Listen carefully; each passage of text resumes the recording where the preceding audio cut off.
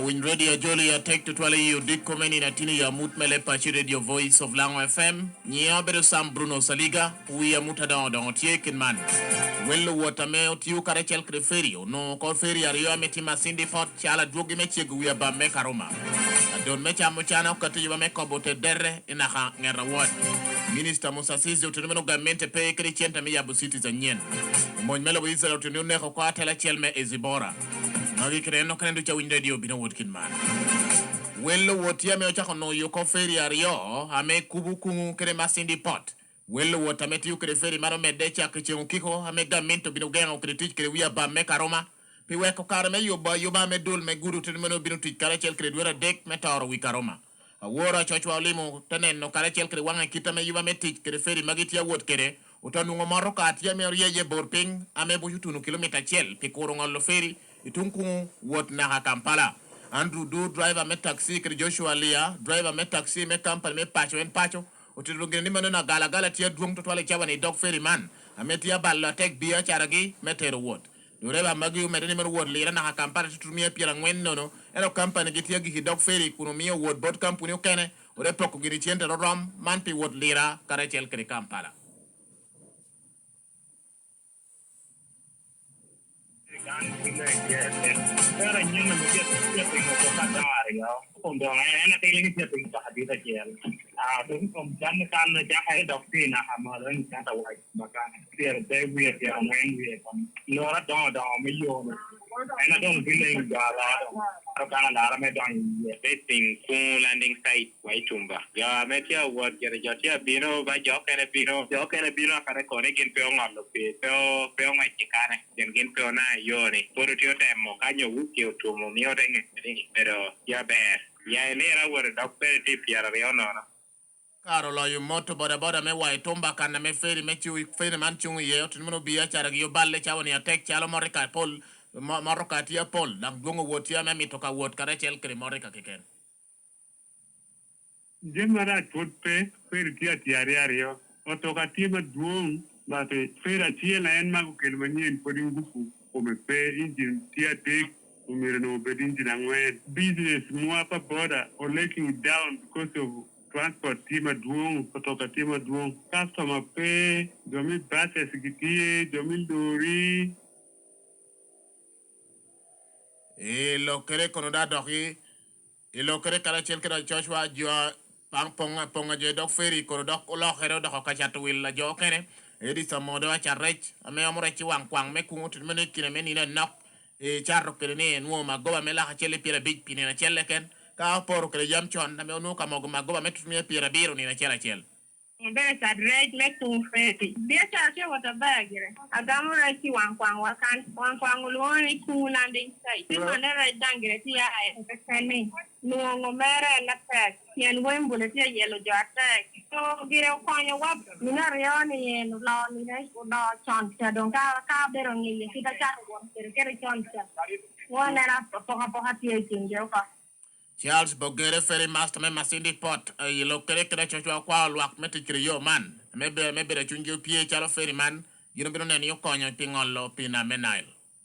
People should stay and choose in lines and be patient. We don't want it now to cause incidents which will claim our dear lives and the loss of property. So people should be patient. Vehicles, this new ferry, we can carry up to 10 small cars. The old one, we carry up to small cars. If we have trucks, we carry 3 trucks on the new vessel and 2 on the old vessel. Trucks which are loaded. We don't carry trailers. Trailers and vehicles like a single truck. I encourage you to use the alternative route. SP Patrick Jimmy Okama lopi polisi mena oskyo region kwa ojo woritian gi gali wigo toki kerpigi pigmeti chiguri yora ber kulwak mir dorra bila me okere la gudu ametia toruchik akakero kwa wot kanatek.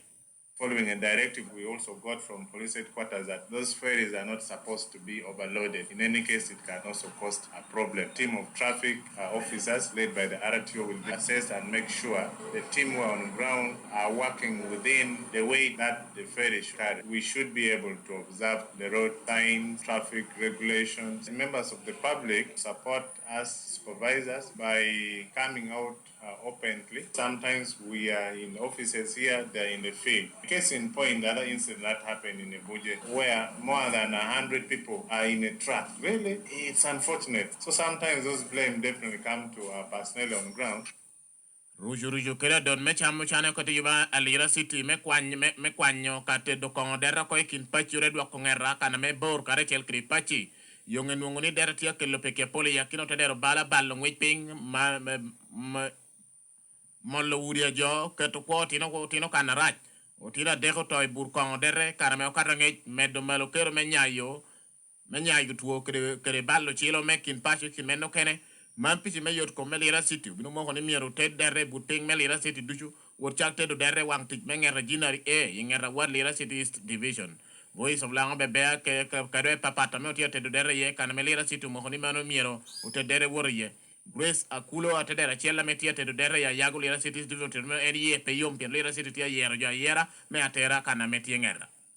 One Abuba is having. She's distilling. There's a lady called Mero Mara having with a squad. There's a Grace, Mad Grace. We are having like 5 places here. I'm not sure Akonyo Laguna. I think it can pick on Amalia. I want you people even to witness. Can you only want to get Dushu? I want you even to get what is they're having. I may warun, I may love Dishonel. Bill can give us a team. Abuba Machiel, Abuba Yachuba Lejo Yipio, Kano Anoko, Tansi, Urukunan, Tansi Tuba Loco, who come taking a token, take over near Balopi, 8 way. Yo me bulo yo dishungi yo bulo ko kede o baya wur ne mo ngama tati mari bulo ka yo bulo winu ngo baya ana ye kala shel ka gamen tam pajem waro ya du na gin nang ya ko o wotara mo gazette e to kape I'm ready to gin mati mo gino keni koma Ilo kere beti ya ngoma me ya wang ti me atego te wot chago te do dere kana me chwalo gi yot no peho me pia chil kre ma chelengtwi en me tia di jogi kunasha me ka ketegi no peho more ken pe kunasha no kwa ne ka ngato mo kele wa pia me wele yo ten pi wa ne atuni karmaro ato pi no be kere ka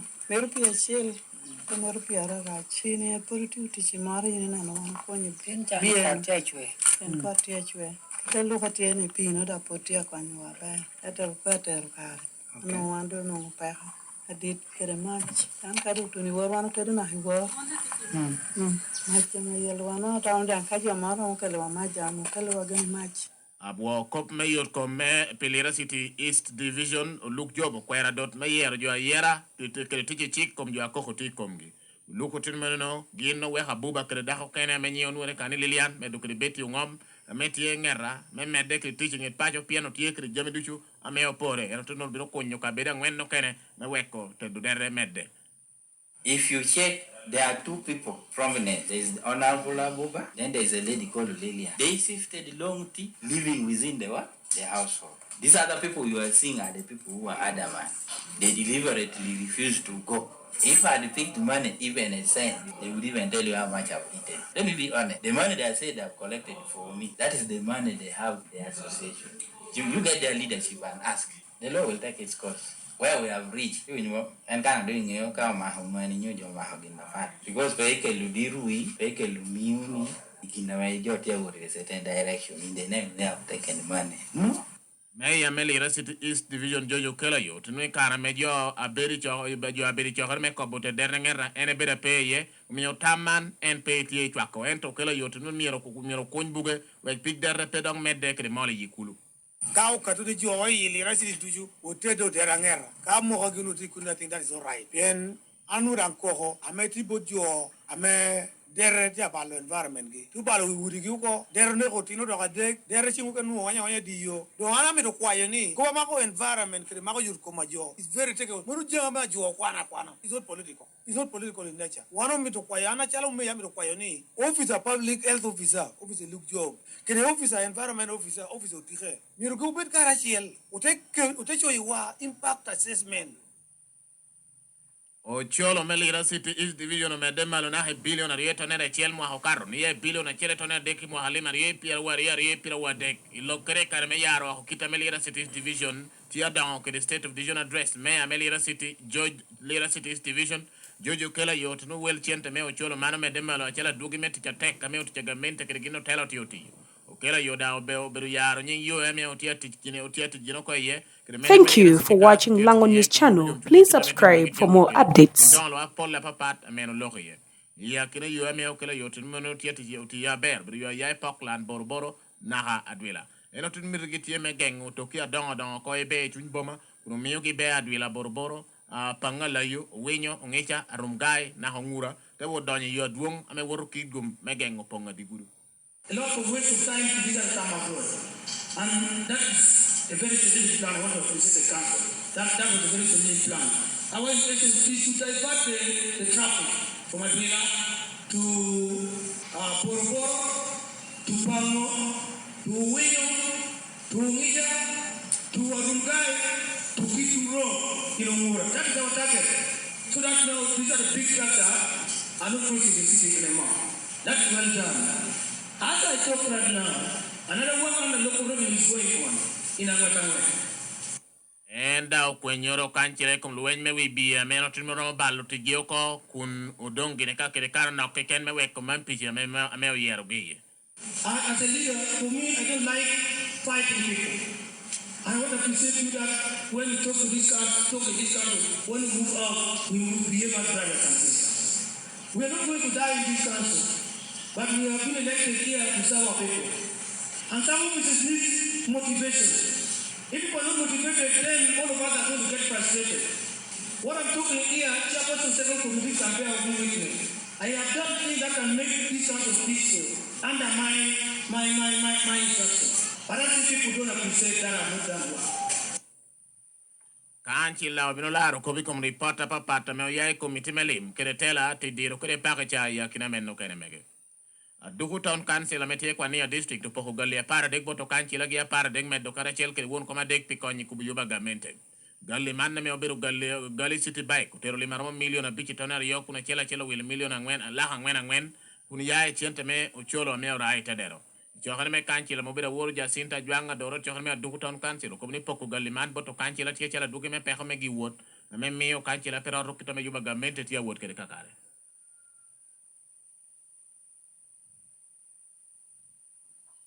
The councillors have problems in moving to the community for mobilization, sensitization. So councillors bought for councillors bicycle. They will receive it today. After this meeting, councillors will go and receive your bicycle, which Aduku Town Council has bought for you for mobilization.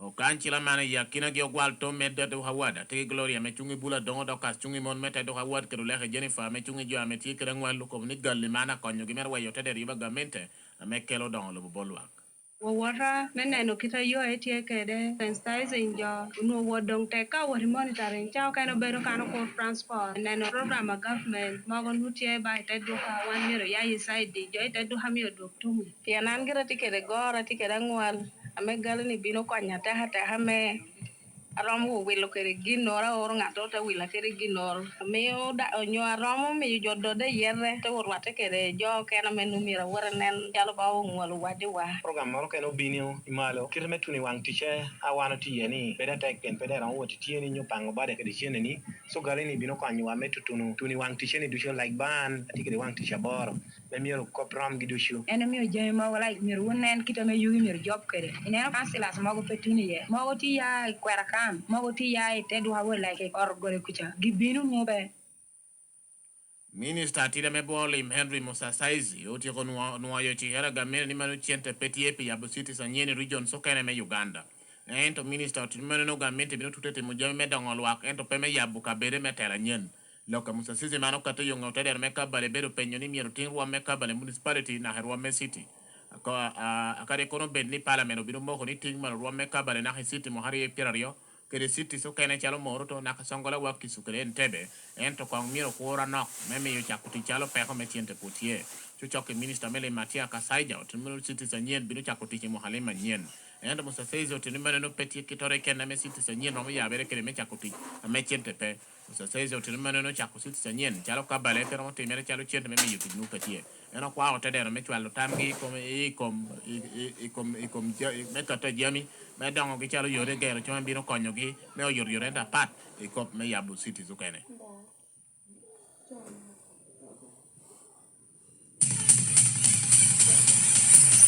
Amut Meloba Oho, a voice of Lango FM.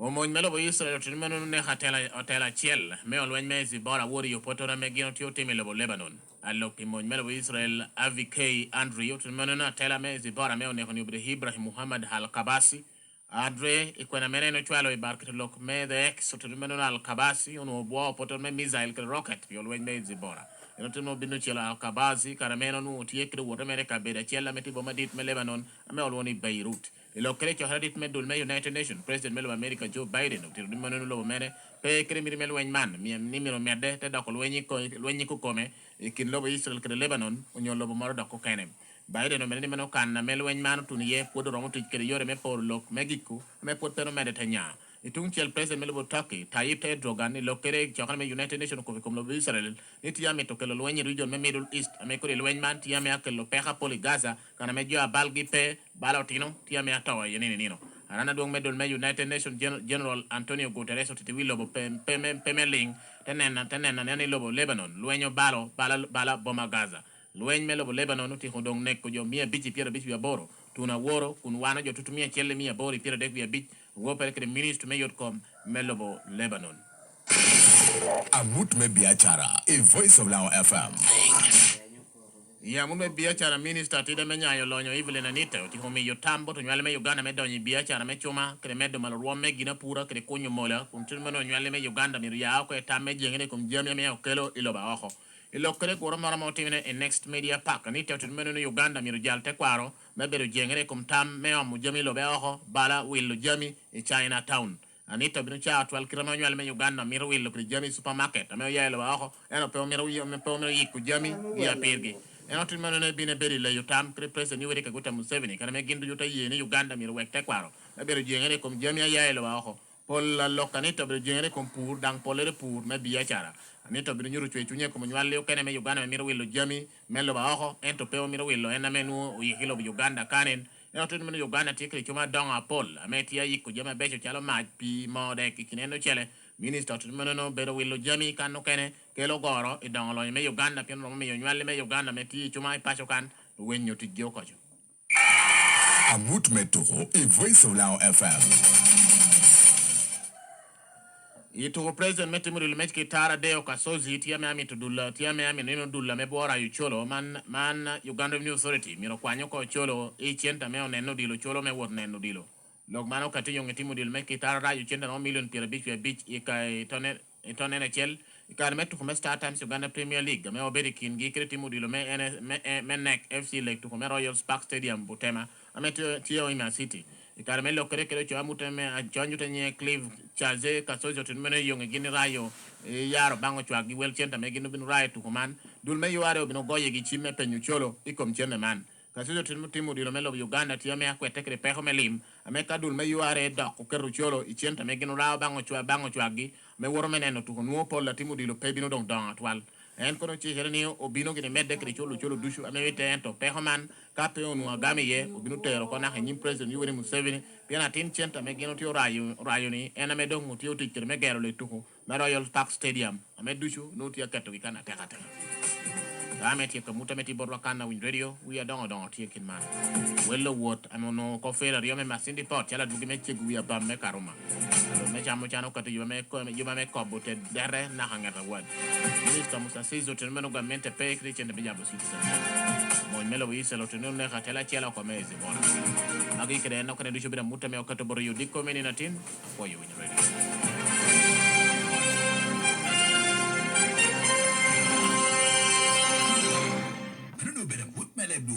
Voice of FM, kira buru ya buru tonere nod, kira mia chele tonangwen, akil butunu bere Beneza University Lira. He Beneza University apacho kwa na chela pira taka dita tili rasi. Thank you for watching Lango News Channel. Please subscribe for more updates.